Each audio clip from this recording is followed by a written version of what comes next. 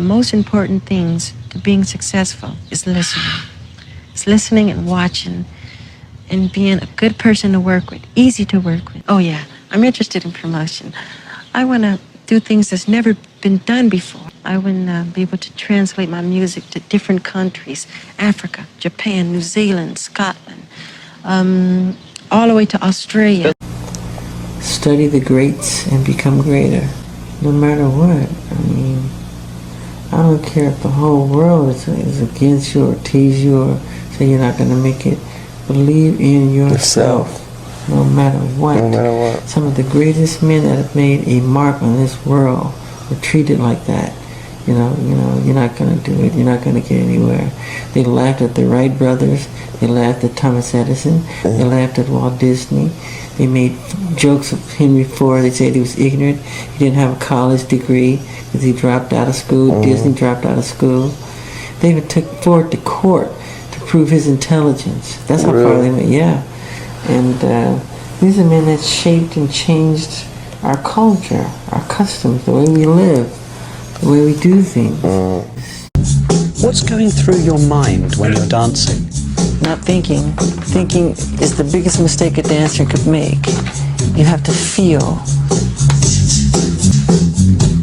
You become the bass, you become the fanfare, you become the clarinet and the flute and the strings and the drums. So you're almost the physical embodiment of the music. Absolutely.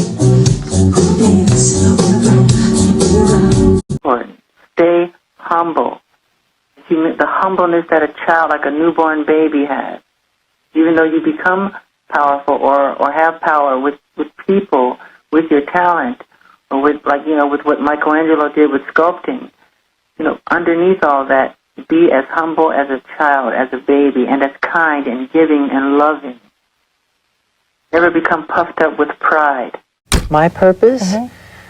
Oh boy, I think to give in the best way I can through song and through dance and through music. I mean, I am committed to my art. I believe that all art has as its ultimate goal the union between the material and the spiritual, the human and the divine. I believe that to be the reason for the very existence of art. And I feel I was chosen as an instrument to just give music and love and harmony to the world. I remember having the guys go back in and create more innovative, because we don't, this is our thing. We don't put a lot of sounds on the album that are sounds from keyboards that are, pretty much programmed into the machine. Go out and make our own sound. Hit on things, we beat on things, so nobody can duplicate what we do. We make them with our own hands. We find things and we create things. And that's the most important thing to me, to be a pioneer, be an innovator. If I sat here and played some chords, whatever, and say, I'm going to write the best song I've ever written, nothing happens.